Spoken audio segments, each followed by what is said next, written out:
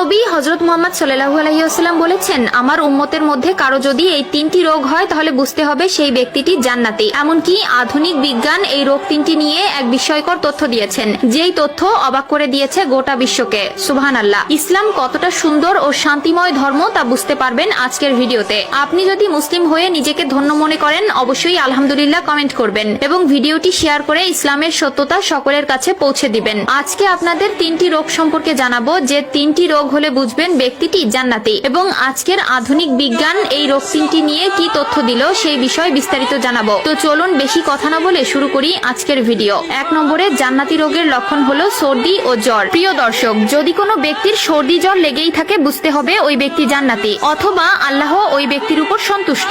আধুনিক বিজ্ঞান বলেছে যে ব্যক্তির সব সময় সর্দি জ্বর লেগেই থাকে সেই ব্যক্তি কখনোই পাগল হবে না। সর্দি জ্বরের সময় যখন হাঁচি দেওয়া হয় তখন শরীরে থাকা সকল মারাত্মক জীবাণু Likey